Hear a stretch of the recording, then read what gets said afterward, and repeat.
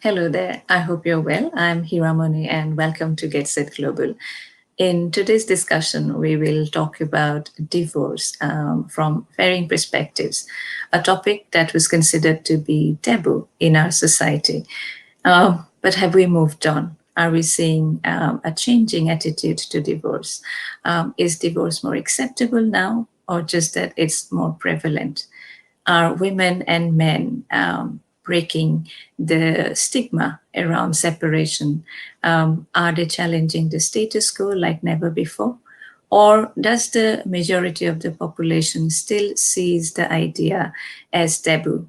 The thought of divorce, does it always have to be extremely negative?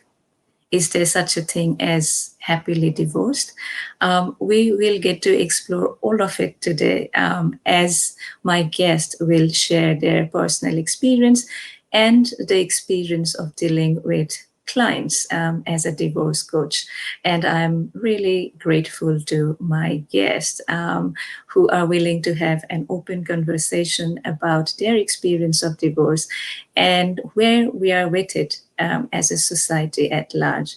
All my guests are from the UK, and my first guest is Sara Davison. Hi, Sara.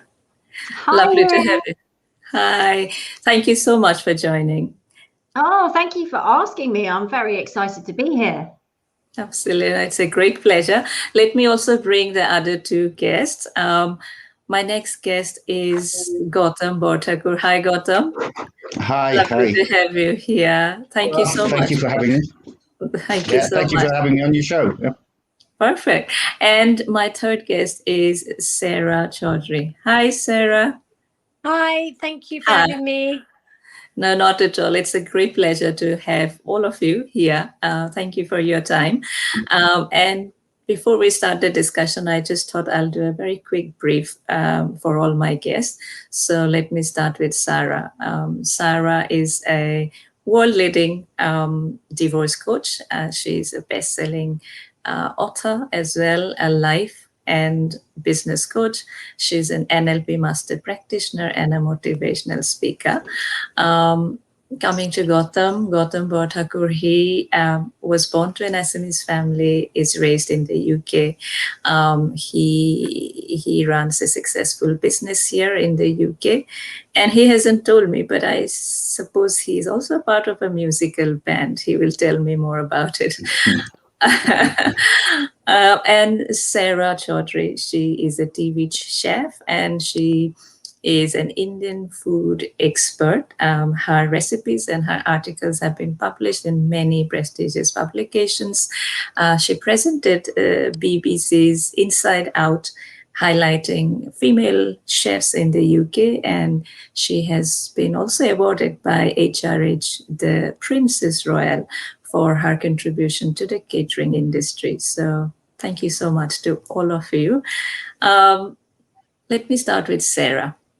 So, Sara, you had a 20-year long marriage, and that ended this year, I think, in January, after going through a divorce, and you have 4 children from the marriage. Recently, you have come out and spoken about it publicly through social media platforms, and also you have written articles. So, if it's okay with you, would like to know what's your story briefly, if that's fine with you. So, yeah, thank you, Hiramoni. And well, I suppose I got married at 22, 23 years old. And I did notice from the very beginning, one of the things I think when you're quite young, it's very easy that when you feel that you want something, you can overlook a lot of the negative side of things in a relationship because you might be wanting to pursue marriage, or you might see yourself as a sort of kind of like a goal to get married and have children, that kind of thing. I guess I got married, and there were some things that should have been a red flag, which I probably did ignore, which I did ignore. And things like when I got married, I was expected to live with my in-laws, which is very normal, I suppose, in our culture. But I think the difference with my situation was my ex-husband wasn't actually living with us at the time. So it was just me living with his family while he was living somewhere else. And I think that really impacted on the marriage and on the situation. Anyway, I was only there for about 2 years, and then later on moved back to my hometown in Bournemouth. And then I think by that time, I would say there was a lot of damage done to the marriage by that point, and I hadn't even lived with my husband yet. So 2 years later is when I started living with my husband, and then and I just thought, you know what, give it some time, and we're together now, and everything will be fine. And along the way, I had children because that was my choice. I wanted to have.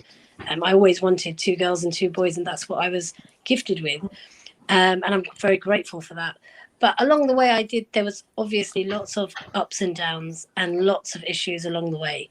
And it came to a point, I think, where I just started to think I'm just not really feeling very happy, or I felt like there was a lot of issues, a lot of negativity and bad vibes, which isn't really good for the children. And as much as you try and say, well, you know what, maybe I should just leave, the same sort of time you think, is that going to be good for the children? You start to think about everything else, and you also consider a lot of what people think about you, because that is the culture that you're brought up in. Like, what are people thinking about you, and how does it look?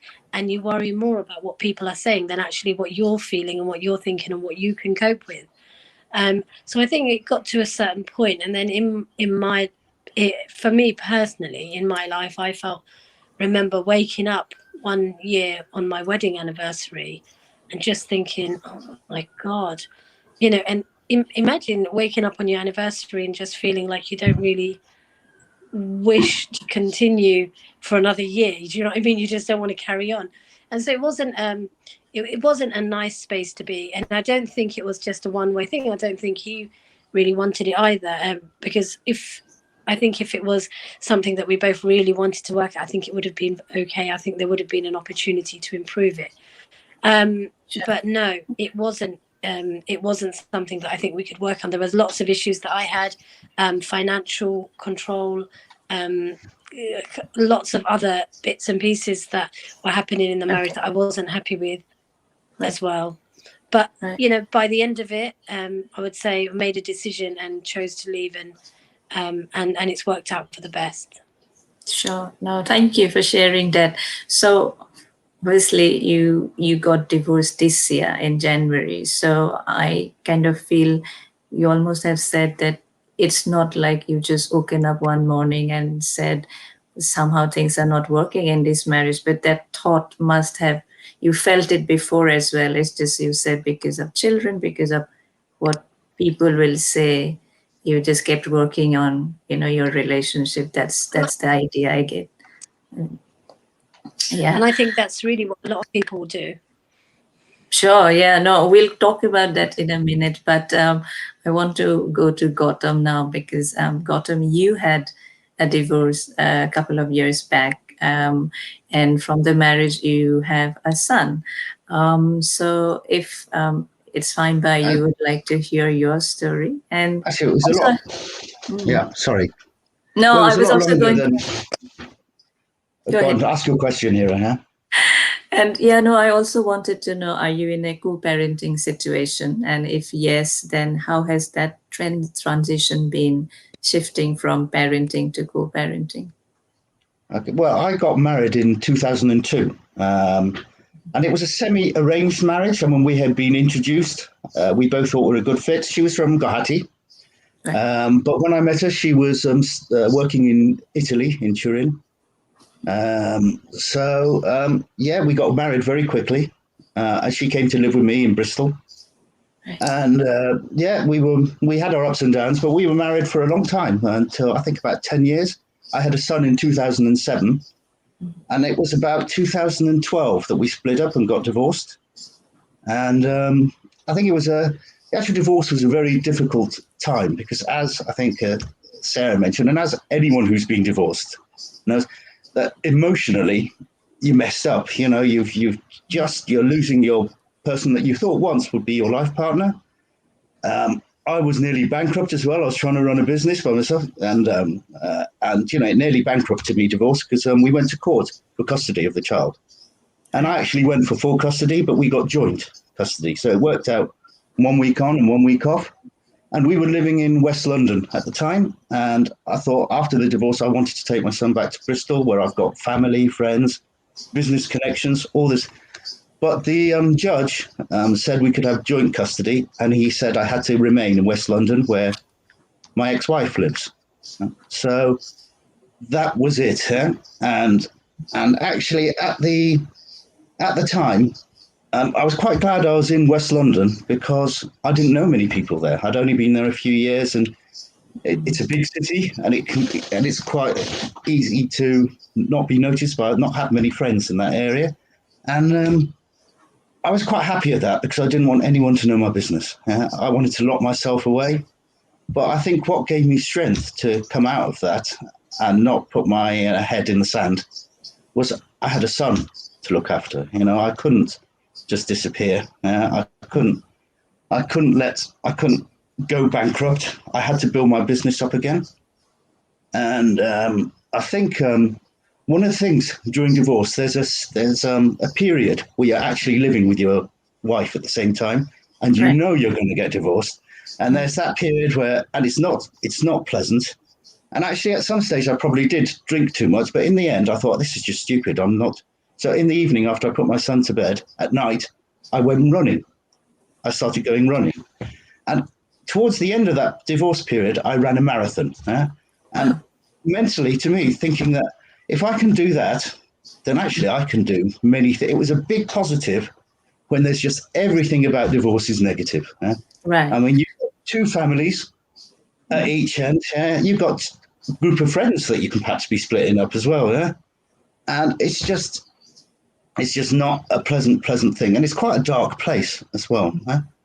Now, I was fortunate that I had a sister-in-law that was actually Sara's next door neighbour when you were young. That was my confidant. I had someone to speak to about this, and it was a great help to have someone like that. And I think if it wasn't for my son, who was, when we split up, he was 2 or 3 years old. He was very young, and he's not known anything. He can't remember beyond that when we were together. So he's had this joint custody going. He's now 14. Mm-hmm. Okay, that's great. So if it wasn't for him, I don't know where I'd be. He gave me the strength to come out of this, actually. Right, great. So you're co-parenting now, right? So you, like you said, okay, great. Okay. Sara, my question has two parts. The first part is to understand what is the role of a divorce coach. So what sort of services that you offer to your clients, if you can explain a little bit. And the second part of the question is the clients who come to you, who are from Asian background. Do you see anything different in those cases? Yes, two good questions. Thanks, Hira. Well, yes, a divorce coach, I suppose, is relatively new in the UK. Probably, I was really one of the founding divorce coaches in the UK. And since then, it has spread and there is more awareness. So it is growing, but our job is really to help people with the emotional roller coaster you go through, as well as the practical challenges that you face as well. So, anything from taking back your control after a breakup, helping you to dial down those negative emotions that can be all consuming. And by the way, totally normal and natural to go through that. I don't know if you're aware that divorce is known as the second most traumatic life experience we go through after death of a loved one.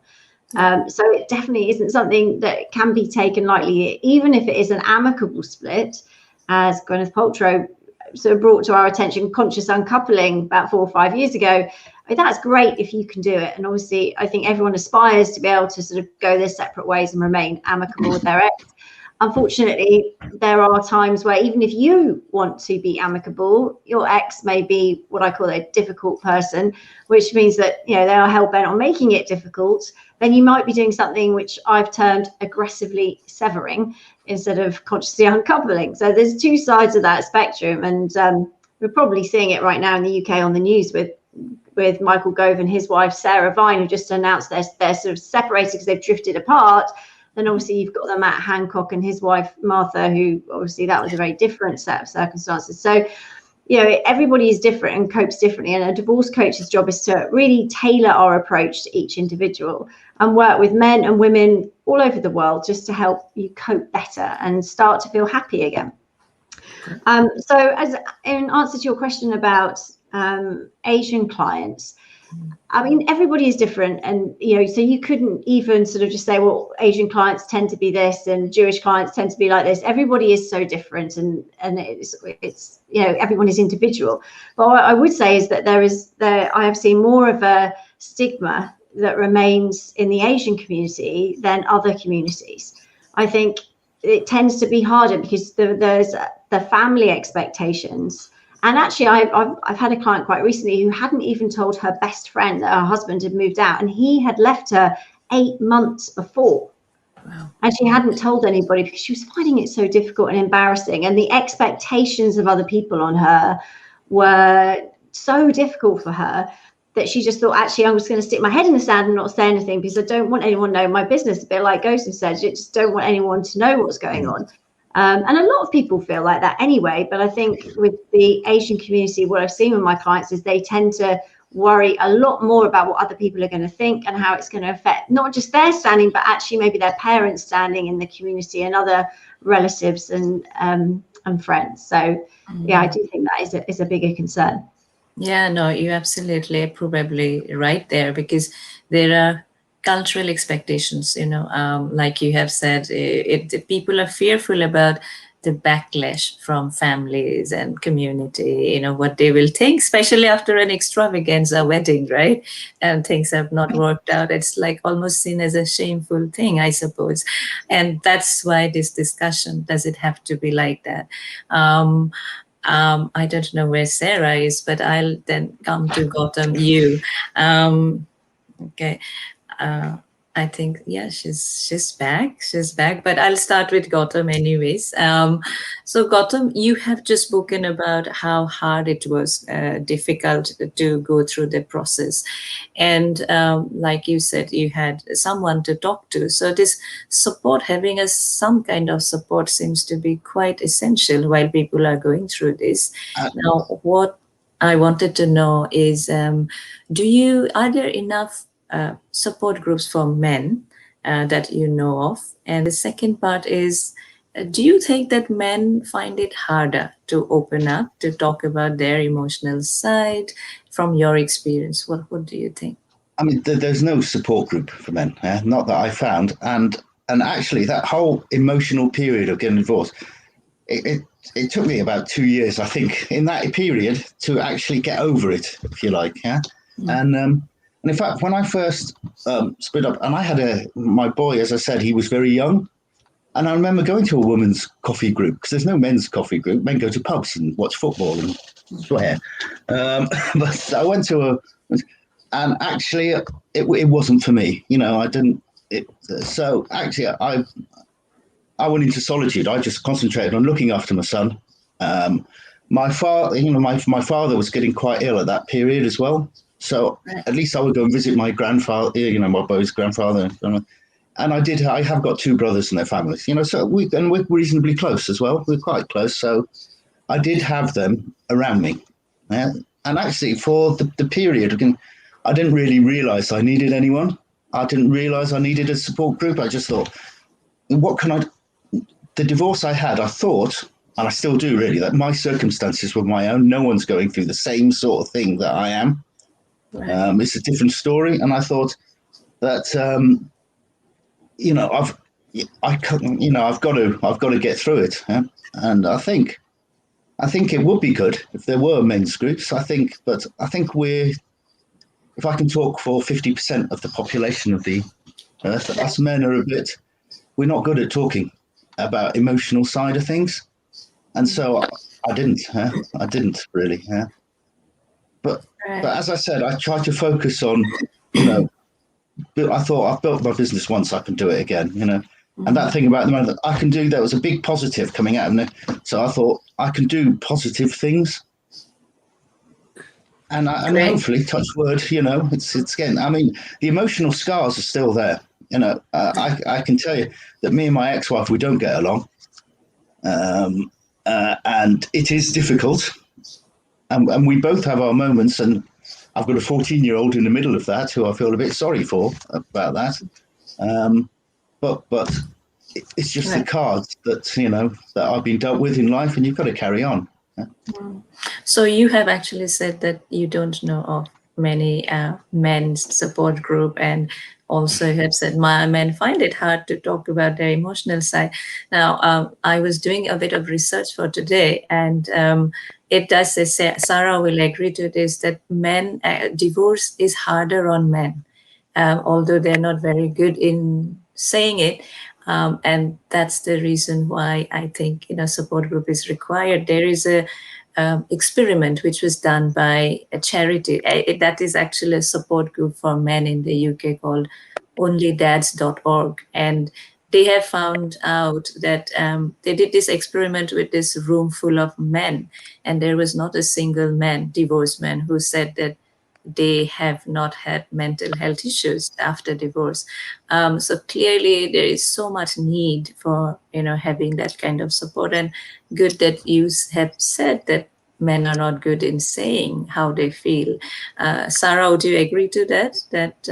Yes. Now, Only Dads is a very good support system, actually. And I interviewed them. I have a podcast called Heartbreak to Happiness. And I've just done an interview with Only Dads about this, because it's not very well known, and there are lots of ways that women can get support, but it is harder for dads. And then if you put on top of that they find it harder to communicate about these things, sometimes it can be harder to reach. I mean, obviously I'm in this industry day in, day out, and there are support groups out there, but they are not as well known, you're right, and it's not as obvious. And for someone that's not as likely to ask for help, they probably need to be a lot more obvious, which is why I did a podcast with them, which goes to, I can send you the link for, because I think those things are very, very helpful. But yeah, it definitely, men find it harder. I don't know if I agree that that divorce is harder for men. I just think we all have our go-to strategies for coping.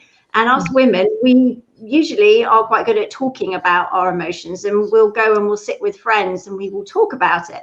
There's a downside to that, though, is that we keep ourselves stuck because we keep telling the story over and over again, and our brain thinks, oh, this story I know the pain with this story, it hurts, and then I get upset, and then because maybe you've told so many people, you've got to tell the story so many times, which again reopens those wounds, and it can keep you stuck. So our coping strategies aren't necessarily healthier or more helpful, although stuffing your emotions down, as Davison was saying, not talking about things and maybe leaning on drink or other things, can be very destructive as well, because you're still going to carry that forward.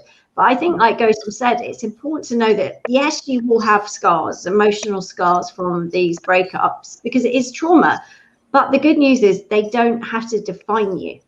And I think that's really important, to hang on to the fact that you will get through this. You may not know the how right now, but you will get through it. And like Gosam said, if you can set yourself some goals, like, for example, running a marathon, which is quite extreme. So fantastic. Yeah. Again, you're showing yourself, well, if you can get through this, you can get through anything. And remember your first heartbreak. That's usually a really tough time. And I have a lot of clients that are 19, 20, 21 going through their first heartbreak, and they think it's the end of the world. But actually, you know what? You get over that, right? And then you move on. So it's about knowing that you've done it before. You will get through it. This might be different. There might be kids involved, which can be a very more sort of painful experience when you've got a child involved as well. But ultimately, you will get through this. So it's having that faith. Yeah, great. That's a really good point, I think you have picked up. And when you said we're not sure whether it's harder on men, I think it only said because I think 65% women initiate the divorce process in comparison to 35%. Is it? Yes. That's what? Yeah. Yes, but let me say, sometimes sometimes I think about it this way, because I have a lot of clients in this situation. Their husband has had an affair, okay, and he feels guilty, so he allows her to make that first move. It's not always what it seems, okay? Right. So sometimes it's not just the person, or maybe it's an agreement. Well, you do it first because I don't want to cause trouble, or I don't want to make things. If I let her do it, then it looks, gives her a little control back. Maybe she hasn't got the control. So it's not always what it seems. So those stats can be misleading. There's And I'd always just like to agreement. say, on that note, I remember saying to my ex-wife, I want a divorce. Yeah, I'm going to. And I went immediately down to the courts to put my paper in. And it was about an hour later. And they said, oh, your wife just came in 30 minutes ago and beat you to it and put the papers in before you. Yeah. So I said, fine. All So, right. yeah. Cool. Sarah, I'm going to speak to you about your experience of dealing with people. So it's been a couple of months now since you had a divorce, and you are now talking about it as well publicly. So how has it been? Have you seen any change in people's attitude as your status changed from married to divorce? Do you see any change? So for me, I found that during the time, as you're all saying about, the experience of how you feel, I felt that during the divorce, yes, it was awful, awful time. I said I have 4 children, and my children were my sanctuary at that time. And then not forgetting that, I went. The article that I wrote was called 3 Lockdowns and a Divorce, because I had 3 lockdowns while I was going through the divorce, and him coming back home and staying at home. And although I won't pretend it was awful, it wasn't. It was fine. There wasn't any issue with him coming back to the house, and we were actually, in some cases, it turned out to be quite nice, but going through it all the way to the end, and then right at the end, when we were still in a lockdown, and when my parents couldn't visit, and you can only meet up with certain friends, and I hadn't told many people that I was going through the divorce. And I only spoke about the divorce after it was done, because not because of really what people would say, but because I just thought it was already such a weird time for everyone going through lockdowns and COVID and stuff that we hadn't experienced before. But what I did find after was my mental state just lifted as soon as that was complete. It was like a very heavy burden on me for probably the last 2-3 years.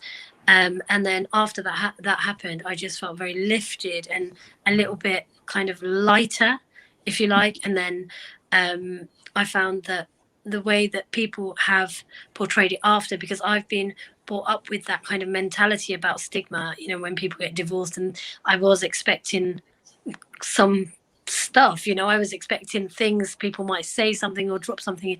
But I'll be honest with you, I felt like so many people's attitude to divorce has changed in so many ways, and so many people have moved forward, and there are so many people, family, friends, neighbors, and people who just say, well, do you know what, if you're not happy, there's no point, is it? Life's too short. Especially, I think, even more so after COVID, when people were just sort of dropping like flies, weren't they? And I think people had a very different approach to life, and how we should appreciate life and appreciate what we have. And kind of, if you aren't happy, then why are you doing it? What are you doing this for? So although I would say, yeah, I'm sure that there is a stigma attached, and it's still early days for me. But in all honesty, I haven't experienced anything negative or bad. And if anything, I feel like it has lifted my confidence as a woman, as an Asian woman, and as a mother, because I know that all the things that I was doing before, I am able to do them alone. And that kind of given me that stronger independence, and able to move forward. That's really good to hear, really good. But I think another thing you did, you came out and spoke about it publicly as well too, because sometimes what happens when people hear about somebody's marriage breakdown, they would ask someone else what's wrong in your life rather than asking directly. So now that you have come out and you have just spoken about it, I think that also sometimes works in favor. So yeah, Sarah, I'll come to you in a minute. But Sara, you have just spoken about, I think you touched upon reasons for divorce. So my next question would be, so many people come to you, right? Some come confused, some probably come with a firm decision wanting a divorce, and they probably share their personal experience, information and about their marriage. So from all those interactions, I think I need to mute her. There's some noise. Okay. So from all those interactions experience, Can I just say, yeah, go ahead. Hiramoni, Yeah. I don't know if you can hear me. Yes. I'm having some internet issues, and I think I'm going to disappear. I think it's not going to keep me in. It keeps coming in. Okay. All right. I'm sorry. We I think can hear I'm you. going to disappear from here because it's going. I'm sorry. So The internet you'll keeps not coming be and going. Okay, so are you saying you're not going to be a part of the show? Oh, okay. All right. That's okay. Anyway, Sara, I'm coming back to you. So from all those interactions and experience you had with the clients, what do you think are, or what in your mind are the main reasons of divorce that come again and again? Well, so many reasons. And I think, like I said before, some people drift apart. And I think you see that more as, it can happen relatively quickly, but usually as the kids get older. I've got lots of clients at the moment who during lockdown have been sitting opposite, the kids maybe have moved on, moved out, and they're now stuck with each other day in, day out at home and looking across thinking, I actually don't have anything in common with this person on the other side of the breakfast table anymore. We just don't have those interests, those passions, the kids, the activities. You take them to football, I'm going to ballet, and you do the pickup, I've got to go to work. When all that has sort of gone, sometimes there just isn't that connection for the next 20, 30 years, however long, to grow old together. If that isn't there, if that's lost or maybe fizzled out. So that can be, just time and you changing over that period of time. But also, sometimes it comes down to lack of communication that's been going on for a very long time. And what happens if there are issues that come up and you don't address them is that they start to fester and they start to stack up. Some of us don't like conflict, some of us will avoid conflict, but what that means is those issues go unresolved. Or maybe you don't want to bring them up because you're worried about your partner's reaction if you did, or fear of losing them, or rocking the boat too much. There's lots of reasons why we may not address those issues. But what happens is they grow and they grow and they grow, and then it will be one thing. And quite often it can be small, but sometimes it can be big and it just shatters everything. But that could be maybe an affair, or you just can't tolerate it anymore. So I think there's lots of different reasons why it breaks down, but usually underlying all those reasons is lack of communication, not taking the control and sort of sorting it out in that moment, but allowing it to be swept under the carpet and thinking, oh, well, I'll just get on with it. We'll just do other things. It will get better. Quite often things just don't unless you address them. So yeah, communication would be probably the number one reason underlying some of the other things, that maybe on the surface he's had an affair or she's had an affair, but that usually started with a breakdown of communication quite a while back. I mean, do you know what, when you're saying this, there's this common assumption, isn't it, that the number one cause of divorce would be infidelity, but then you're saying lack of communication. So that's huge. And in India, because this media house is based in India, so I'm bringing that. The polls report says there is another reason which really ranks up high is the strange relationship between the daughter-in-law and the mother-in-law, and because of that, the daughter-in-law decides to step out of the marriage. But I think that's not so common in the Western world, probably. But yeah, there can be so many reasons. Gautam, coming to you, I would like your viewpoint really on this. Do you think that families and our society is a little bit more heavy or critical towards divorced women than men? And keeping in mind, the patriarchal societies in the world, what's your view? I mean, I can only talk about my own experiences. So I was born in Assam. I came here as a baby. My elder brother was 6 when he came, and And actually, my brother, he married a divorced English woman. And when this happened, I mean, my mother and father were key people in the Assamese community. And there was some of their friends didn't talk to them, saying, "You can't let this happen." I don't think they had much choice; it was going to happen. And so I think begrudgingly, my father and mother let it happen. We had a Christian wedding and a Hindu wedding. It was 2 weeks worth of weddings. We had all sorts of weddings. Wow. And actually now both families, the families are accepted. I love my sister-in-law to bit. The whole family loves the sister-in-law. And she had 2 kids from a previous marriage, and I consider them my nieces, and so does the rest of the family, and everything's good. But I think at that time, so it must have been about 20 years ago. I got married in that region. There was just, some people didn't like it and some did. But now I think what with the first generation Assamese people being of my age, and, lots of people brought up it, there is a lot more divorce. There's a lot more people who have married divorced people and having relationships. So I think the Assamese people here aren't a closed community. We're quite open. We're quite broad in our views because, most of them are academics, they're doctors, engineers, they've gone to university in Assam, they come here with broad minds. So I think it is more accepted now than it was. Right. Right. Yeah. Okay. No, it's I wanted your viewpoint, so thank you. But Sara, do you want to add anything? Do you think that societies can be a little bit more critical towards divorced women?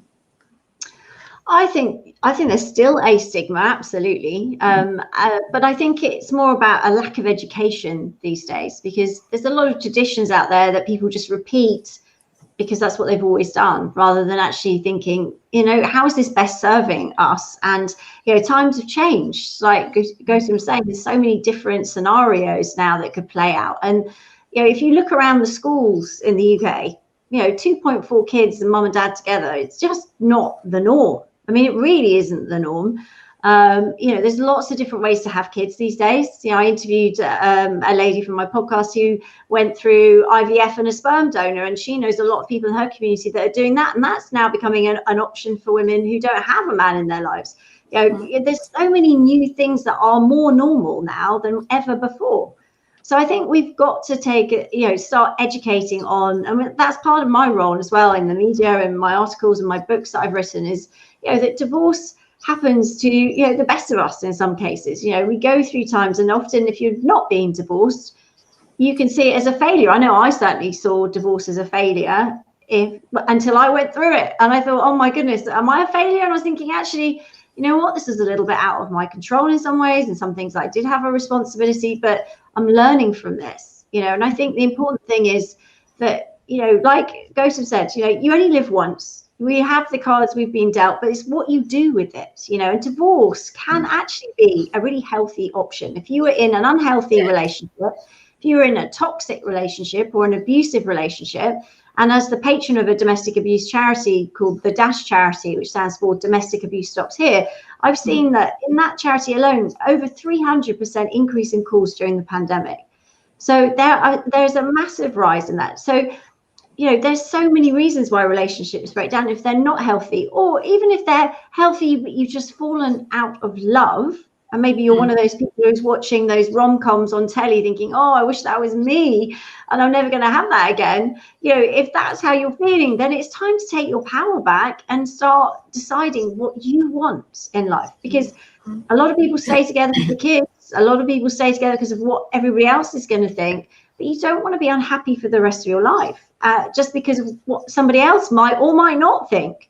And also for your kids, you want to be the role model that sets the example that actually, you've got to be happy in life and you've got to be kind. You can break up in an amicable way, but ultimately you're not responsible for somebody else's life to the extent that you're going to be upset for the rest of your life or unhappy just because you're worried about upsetting somebody else. Yes. And then ultimately they deserve the chance to meet someone who truly loves them in the way that they deserve as well.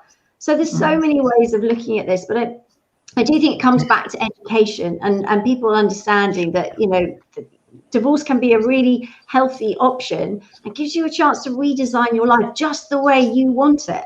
to detox out all the negative stuff and all the negative things that you don't want to do anymore, and reevaluate and start, nourishing your soul with some really good, happy moments. Yeah, no, that's such a wonderful point.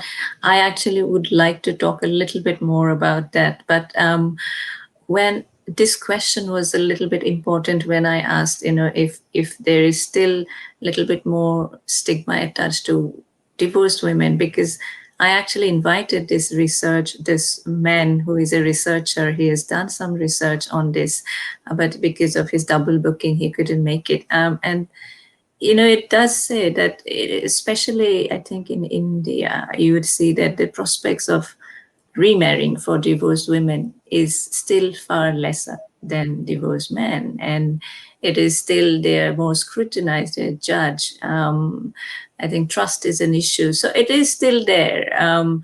It's just that, I think we need to change the narrative, like you have just said. And coming to that, because we are talking about stigma, I really want to ask you this question. And I actually make this clear also to people who are watching as well, that this discussion is really not about endorsing divorce whatsoever.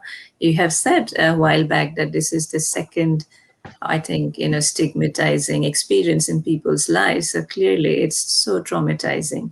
But if for some reason two people have decided to go for a divorce, then how can we normalize it? Because I think the existing stigmas only make it harder and complicated for them. And this discussion is about that.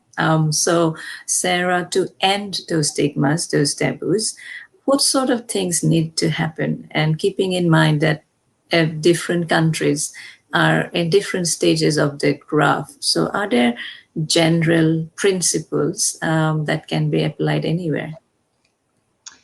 So, I mean, to end the stigma is a big thing. I think we've got to break it down into, educating the people around us and making sure that they understand that it's not, it's not a failure, and that, there are good reasons why relationships break down.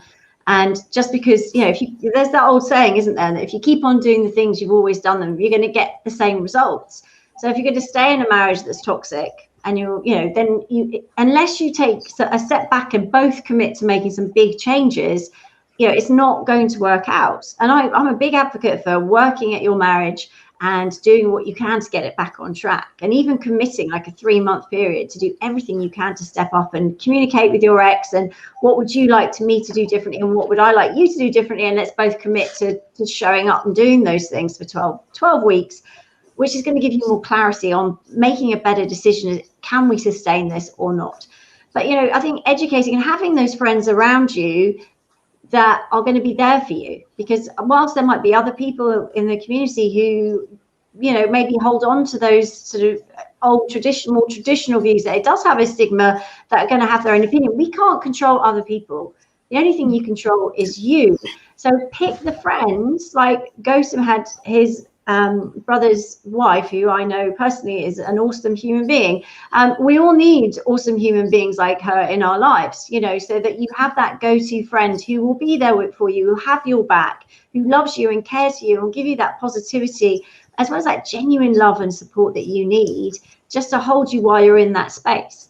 So having those good people around you and selecting them, they may not be your, the person that you would normally go to. Remember though, because sometimes our best friends, or maybe our closest family members, like our parents or brothers and sisters, they may be just as emotionally involved as you are in that breakup. And so they may fuel that fire unwittingly and not meaning to be unkind. But I had a client the other day who turned up with her boot full of chopped up suits and clothes, and her best friend had come over. They thought, come on, he's been such a horrible person. Let's chop them all up, put them in the bin bag and drop them around on his doorstep. And when she turned up, it was the first session. I hadn't met her before. And she turned up and said, look what I've done. I was like, oh my gosh. Okay. I mean, there was serious repercussions there. But her friend didn't mean to make things harder for her. But do you see what I mean? You've got to choose those people carefully. And I think, by educating the people around you and the people that matter, having them understand the reasons why, so they're not judging you from that perspective, and looking at it a human perspective, as Sara, who was with us earlier, was saying, actually things are changing, but it comes with, someone who's gone through it, and that might have changed your perspective, or maybe you've gone through it and that's changed your own perspective. I know it certainly changed mine. and just knowing that you can come out of this happier and stronger. I think all those things will start to sow those seeds. And if, for example, your family then see you moving on and being happier and healthier and a better parent or a better role model and helping others going through tough times, I think that also starts to spread the word and re-educate people that it's okay.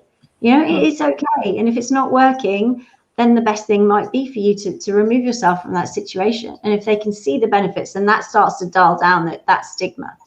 Yeah, and that's wonderful you said. And then plus I think the media, education, the law, the religious awareness, I think they all have a role to play in probably educating and creating the awareness what is true, the true reality, and what are the circumstances of divorced people. I think as individuals, I think we should make all the effort not to be a part of those discussions where it looks like, sounds like negative. I suppose all that is also, a step towards destigmatizing. But thank you for all that you have shared. Gautam, for you, I mean, I'm sure you will have as well views about how we can stop the stigma and the taboo we are talking about. So feel free to share those. But I also want to know, what do you think are the benefits of, stopping, ending rather the stigmas? How does it benefit individuals or families and societies? How does it benefit? With free-thinking, broad people, like I hope we all consider ourselves, then there is no stigma. If someone says to you, footballers are taking the knee now, there's no stigma in being coloured, or, if my son came to me saying I'm going to marry a Muslim or a Jew or an atheist, I don't care. Yeah? It doesn't make the person who they are. Yeah? Just because they're divorced, it doesn't give them the character that they have. Yeah? So I'm hoping that most people abroad now. I know I mentioned earlier that the family, some people didn't want my brother marrying a divorced woman. Well, this was 20 years ago. They're friends again now, and they realised they were wrong. So, when you say, does it carry a stigma at the divorce time, like Sara mentioned and like Sarah mentioned, you're thinking, oh, I don't want anyone to see me because they're looking at me as a divorced person, and oh dear. And but once you come out of it and you come out and you start socializing again and doing all those things, there is no stigma. And it's just one of the things that you have when it's all happening, when you're deep in it. So that's a really good point, Gautam, you have said. Because if you come out, then it's okay. Because I have heard people saying that other people seem to be very awkward, around them, what to say to them, what not to. And because of that, they don't come out, go for social isolation. But you are saying when you go out, people are fine, isn't it? Is that what you are saying? Exactly. But it's not fine at the time that divorce is happening. I've got an Assamese girlfriend of mine, a friend who's a girl who's getting divorced at the moment, and it's quite secretive. So people do, it's just that, as I said right at the beginning of this program, your emotions are all over the place at that time. So perhaps you think you're a pariah, you've done something wrong in society, but actually all the reasons that Sara mentioned about why divorce happens, they're not bad, not all of them. And it's because you want freedom, you want to be happy in life. That's why. So who is anyone else to tell me I can't be happy? Yeah, no, so true. And I think it's the point that you have said, that two people can be absolutely wonderful human beings. It's just between them. It's something is not working for whatever reason. I think it's all that simple sometimes. So Sara, you have already touched upon, by the way, why divorce can be a very healthy thing. And like we have said, it's no one would ever deny that it's deep grief. People go through so much, but at the same time, it is liberating. Have you seen clients personally who have come out stronger, happier after going through a divorce? Go to me. Yes, absolutely. Oh my goodness. I put myself firmly in the happily divorced category. When anyone asks me, are you married, and I say, no, I'm happily divorced, it instantly puts them at ease and we have a bit of a laugh because it's really true. So, ultimately, yes, because, I think, like I said before, you can go through those tough times, okay, but actually it's a well-known fact and scientifically proven that adversity makes you stronger, okay, and whatever life throws at you, it only throws at you what you can handle. I know at times it's going to seem like you can't, when you're on the floor doing that ugly crying thing where it's just the world's ending and there's no light at the end of the tunnel. But as you get through it and you build the muscle and the resilience to get through that process and come out the other side, you are stronger. Okay, yes, you may have those scars I talked about before, the emotional scars, but they aren't going to define you if you make that decision, because this is your chance to redesign your life just the way you want it. Okay, and we can take stock. We jump off that treadmill of everyday life that our married friends may still be on. Get up, go to school, do the school run, go to work, clean the house, walk the dog, come back, pick the kids up, cook the dinner. Oh my God, time for bed. Up we go again. Next, it's constant. Whereas when you go through a divorce, that's like, all stops, comes to a screeching halt, and you have to think, gosh, okay, what's next? And that may look like a blank canvas, or it may look like a black hole, okay? But whichever it is for you right now, you need to make the decision of how do you put as much color or shine as much light into that black hole as you possibly can? Because this is your chance to redesign it and choose what you want. Get rid of the things. Stop doing the things you don't enjoy. Stop hanging out with those people or minimizing the time you spend with those people you don't want to be around, and start choosing the people you want to be with. Start thinking about what you want. Now, it's going to feel super, super, super selfish for so many people out there. I know you're going, well, it feels wrong to put me first. Well, guess what? It's not wrong. And it's about giving yourself permission to be able to step back up, take your power back, and start enjoying life. And I work with my clients on breakup bucket lists, which is a list of everything you can do now, which you could never have done with your ex. So whether that's wearing, a new color, or painting your nails pink, or, climbing Everest, or whatever it is for you, you can start doing those things and having the freedom and focusing on what's great rather than what isn't great or what you might be missing out on. It's the time to start focusing on the future and start getting excited and building that up so that you get the momentum that takes you past your breakup and into a life that you're really enjoying living. Wow, brilliant! Yeah, brilliant. That's. If I can just that one thing about. I mean, it's all good to be positive, and you need to do that. Otherwise, what's the point in life? You have to move forward and be positive and try and achieve stuff. But the divorce did rip something out of me. I could say I'm not a clever psychologist like you, Sara, but the divorce did rip something out of me that I'll never get. But I'm not the same person as I was before marriage.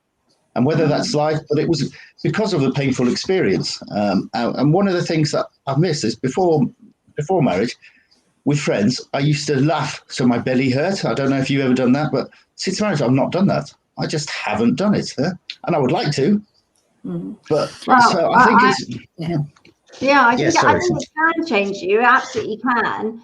But it doesn't have to change you for the rest of your life. Okay, so there's definitely things you can do that are going to unhook that and start to change them.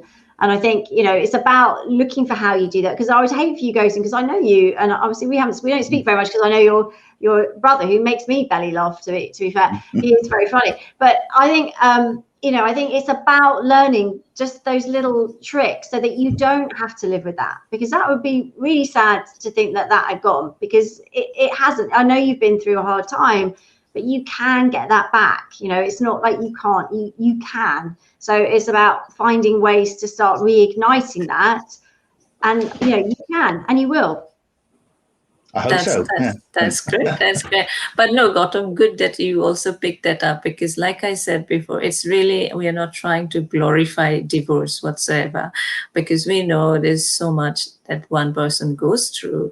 And that's what you said. But if that happens, then what needs to happen? I think that this discussion is about. So Gautam, if you, you would know this probably coming from an Asian family, that we talk a lot about marriage, lots of discussions around marriage, but we don't talk openly about divorce. And you would also see that Some people marry because of family pressure. Some people also do not go against, decide against divorce because what will families think?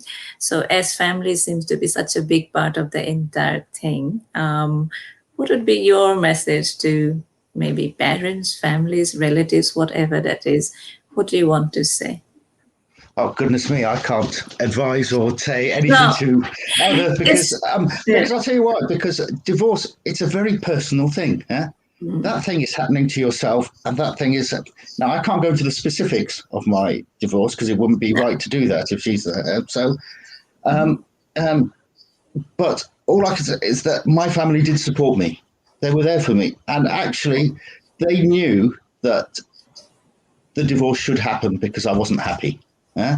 And so those circumstances were good. I had support from them. And so I would say that going back, if I had to say something to them, was yeah, just support them. Support your family member who's going through a really rough time, because that's what family's about, isn't it? Yeah?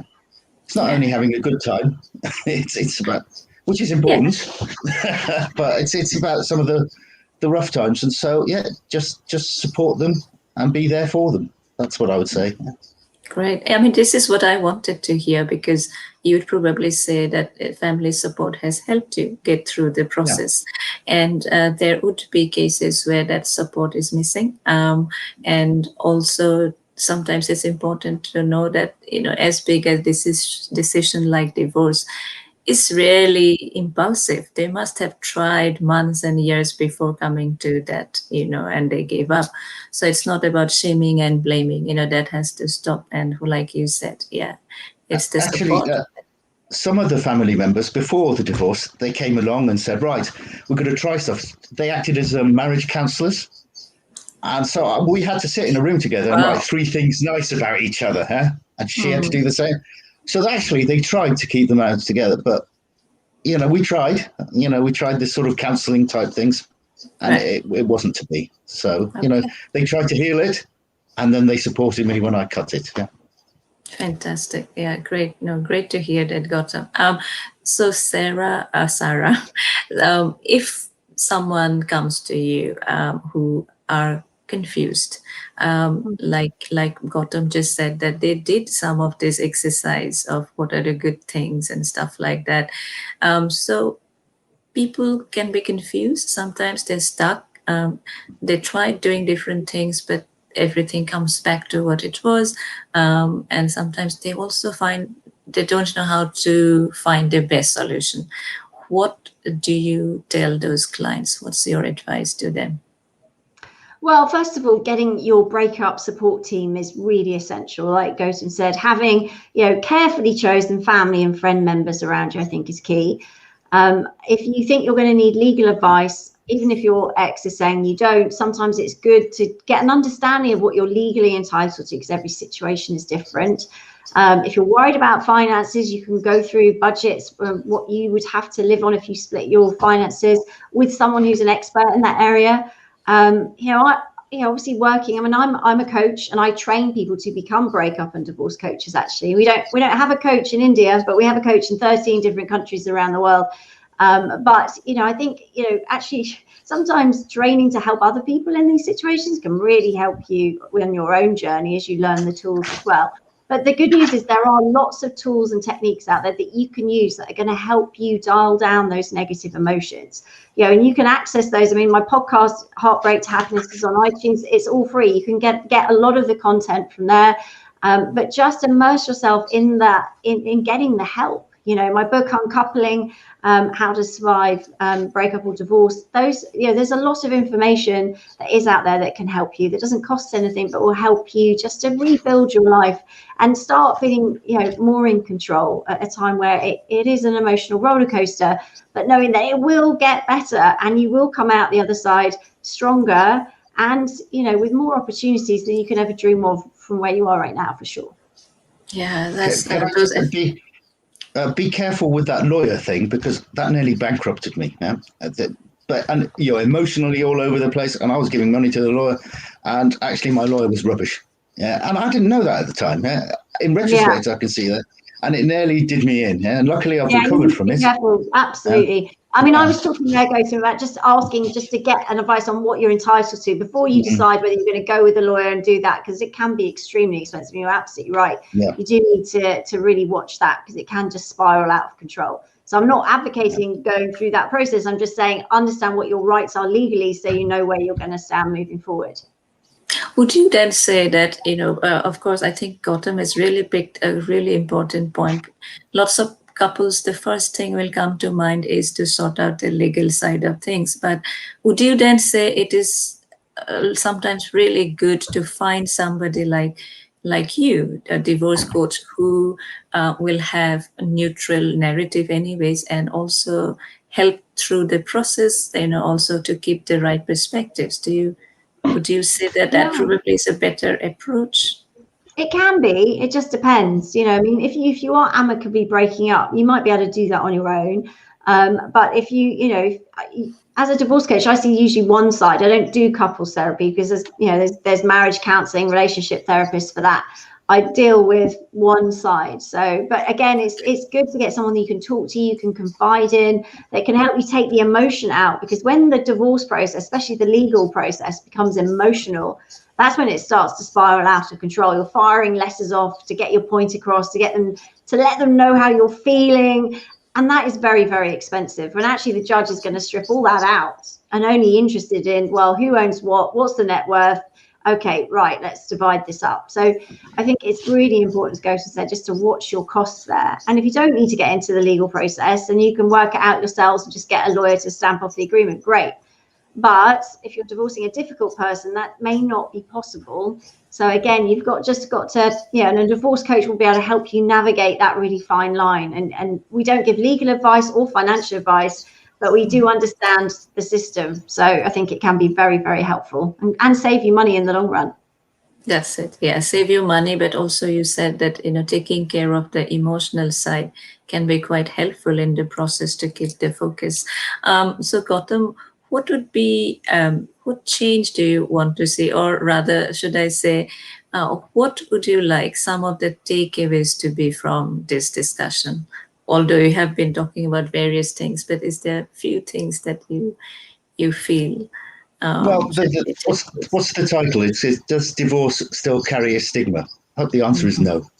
Yeah, just be who you are and not be afraid of that. Yeah, I mean, and these things happen in life. So why? Because being a stigma is like a bad word, isn't it? Yeah? It's like, don't want to, go there.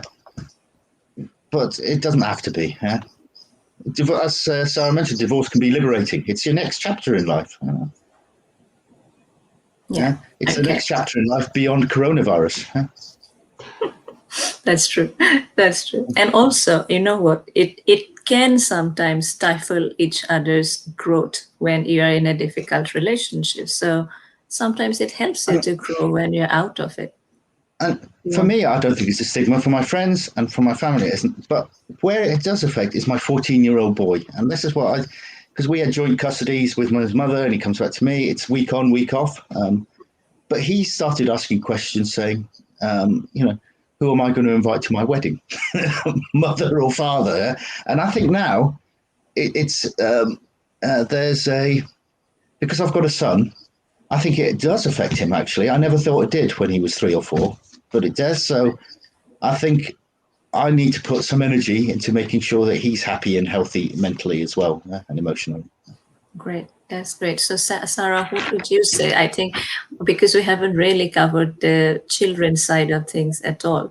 So, what Gautam just said, about children's also mental health, what some of the things parents can do, and also when they're going through the process for Gautam, his child was too young then, but how to tell the children when you decide that you're going for a divorce? Is there a right time, good time? What would you say? Well, I mean, that's a great question, because I think children, are the most important thing when you're going through a divorce, and you've got to always think, what's the right thing by them?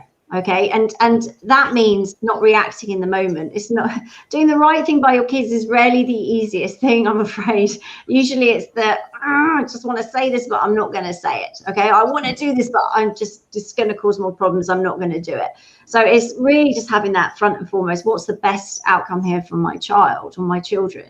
If you are, I'm a big believer that divorce doesn't have to damage kids. It doesn't have to. It can, but it doesn't have to. And very often, there's a lot of press and media about how it's damaging and how it screws kids up. Look, as I said before, some adversity, especially in childhood, not extreme abuse or poverty or anything like that, but some adversity actually makes children more resilient, and they can learn from us as their role models. They're looking at, for example, how do we cope when the wheels fall off, when you don't get that fairy tale ending in life? What do you learn? Do they learn that we fall apart, we sob, and life's never the same again? Or do they learn that actually mum or dad or both, they were sad, they didn't run away from those emotions, but they did what they could to manage that situation and rebuild their lives and move on? Because if you look right now at the teenage suicide rate, it is going through the roof. Okay, it's going through the roof. And this is not acceptable. But actually, the kids are looking at, well, what are the coping mechanisms available to me now? And they have some really serious coping mechanisms that are on the table now that weren't there certainly when we were kids, like self-harming or suicide. Because we see it a lot in the press right now, it becomes an option for them. Now, all kids are going to find it a little bit difficult that their parents are splitting up. That's a normal human reaction to a difficult situation. So you've got to anticipate it's going to be some emotional fallout, not diagnose them with all these conditions. It's just a normal human reaction to a situation. And we need to give them the tools as parents to cope with that. So whether it's 5-star jumps, putting a smile on your face, going out and getting some exercise, talking about your emotions, putting a plan in place to get through it and solutionize rather than running away from problems.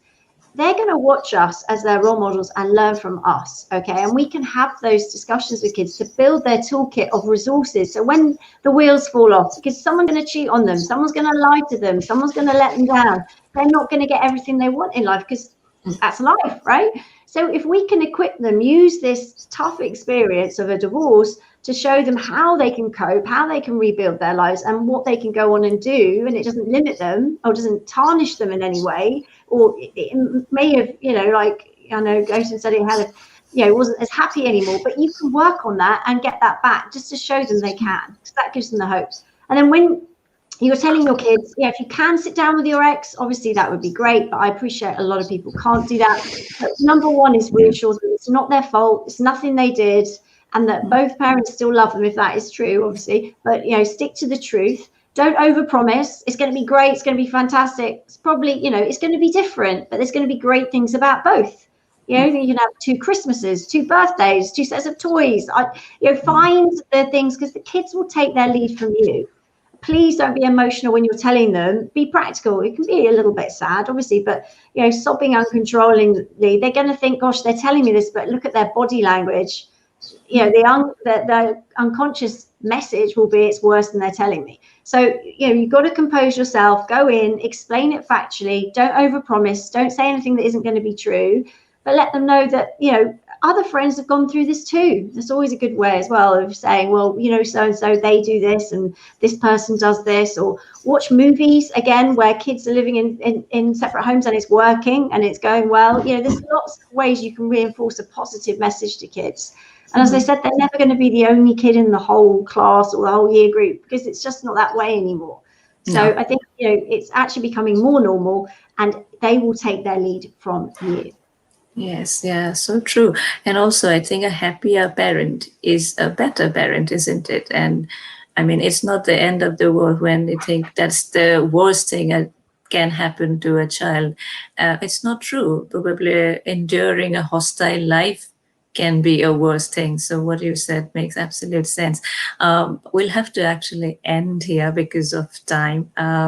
But really thank you for all the insights and also for sharing your experience, Gautam.